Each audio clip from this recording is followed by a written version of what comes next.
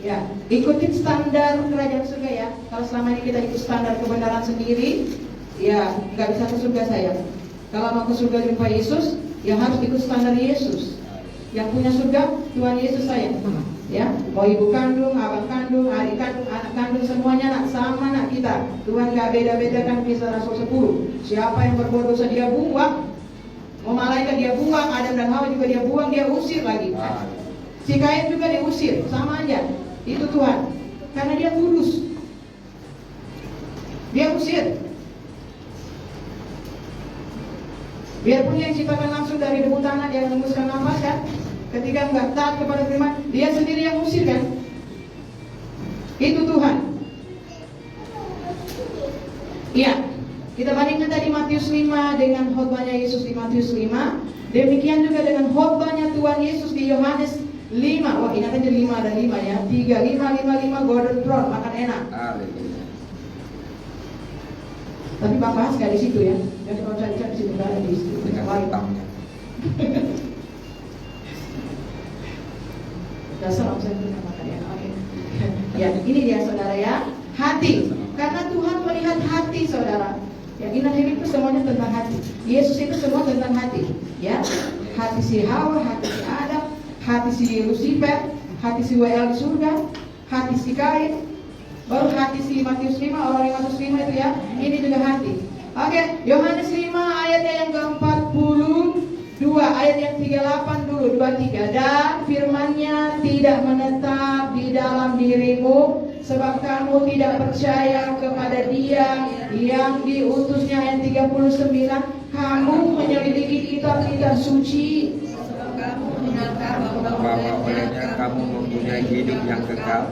Tetapi walaupun kitab-kitab suci itu memberikan kesaksian tentang aku, namun kamu tidak mau datang kepadaku untuk memperoleh hidup itu. Ya, saya dapat hidup yang kekal. Saya selidiki, saya tukang baca Alkitab, saya baca traktat, tapi saya nggak tukang membaca Alkitab saja. Saya seperti Nikodemus, saya datang sama Yesus ngobrol, berdoa, berlutut, berdoa. Saya datang kepada Dia sendiri langsung. Makanya saya dapat hidup yang kekal. Saya datang kepada Yesus. Nikodemus datang secara pribadi. Makanya gua ajar muridku, kau sendiri nak datang sama Yesus, nak terima Yesus, nak. Iya bu, aku udah terima Yesus. Di mana kau terima Yesus? Nah, di kamar mandi bu, di WC bu.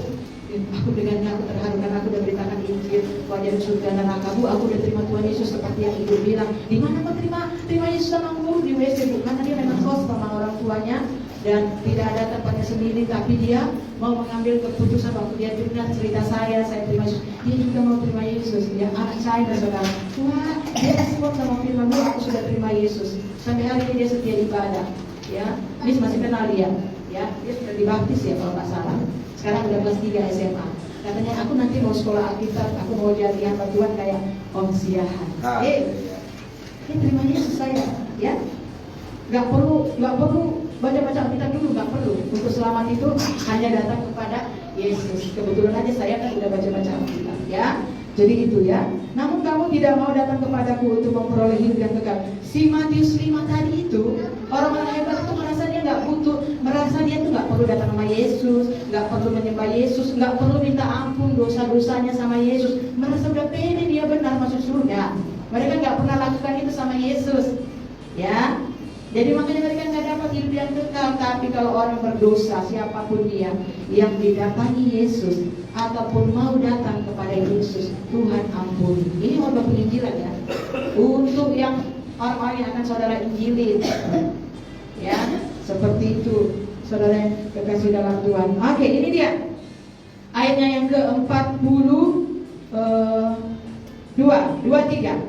Tetapi tentang kamu memang aku tahu bahwa di dalam hatimu kamu tidak mempunyai kasih akan Allah. Ternyata orang-orang di Matius 5 tadi itu tidak mau datang kepada Yesus. Datang Yesus yang sopan, berganti, hormat, sembah Dia, puji Dia, tunduk taat kepada Dia. Dia adalah Allah sendiri yang datang menjadi manusia, ya. Makanya Tuhan Yesus katakan, tetapi tentang kamu, tentang saudara dan saya, Memang aku tahu bahwa di dalam hatimu kamu tidak mempunyai kasih akan Allah. Ya, jadi hati. Ada nggak kasih akan Allah di hatimu? Kalau ada kasih akan Allah di hatimu, pasti kau akan cinta Yesus. Engkau pasti akan selalu, saya senang ibadah apa dia, saya senang. Oh, ibadah ngomong, ibadah nenek-nenek, ibadah pemuda, remaja, sekolah minggu, semua ibadah saya senang karena ibadah itu adalah tentang Bapakku, Tuhan Yesus Kristus yang telah mati dan berkorban menjamah aku melalui Roh Kudusnya. Itu ibadah tentang Yesus yang isinya adalah orang-orang yang sudah percaya terima Yesus. Karena ibadah itu tentang Yesus yang telah mati dan berkorban. Makanya biarpun itu bukan doa untuk komiku, saya ikutin itu doa pemuda tiap sore di blok 4. Karena hati ini ada kasih akan Allah, ada Roh Kudus. Roh Kudus itu roh yang berdoa. Dia nggak mau yang acara-acara yang lain, hanya ingin bersekutu dengan Dia. Itu bukti kalau kau punya Yesus yang asli, kau punya Roh Kudus yang asli. Itu bukti. Aku tahu buktinya dari diriku sendiri. Aku tidak nilai orang, karena sebelumnya aku tidak punya. Kalau memang kau sudah selamat, itulah buahnya. Ya, masih nggak ikut-ikut acara duniawi? Ikut semua acara apapun kami ikutin. Lama-lama Roh Kudus aja. Oh iya ya. Kok kayaknya di sini nggak bete ya? Nggak aneh ya? Oh, saya ngerti. Roh Kudus itu mengajar dari dalam. Semakin kita mengasihi Tuhan, semakin kita tekun kepada firman Tuhan, Dia akan mengajar dan mengajar. Galatia 5 itu saya sudah tahu dari umur saya 18 tahun. Saya sudah baca buku surga neraka, tapi tidak pernah bisa terbuka. Dari sini tidak bisa terbuka, dari sini pun tidak terbuka. Baru 2 tahun terakhir ketika dia membuka, baru bisa terbuka. Ternyata dia harus tunggu dulu hati ini bertobat atau tidak. Kau mau ngajarin ini, kau masih ikut yang ibadah-ibadah yang lain? Oh, saya ngerti ya. Saya ngerti Tuhan, gitu ya. Oke. Tuhan Yesus mengasihi setiap kita.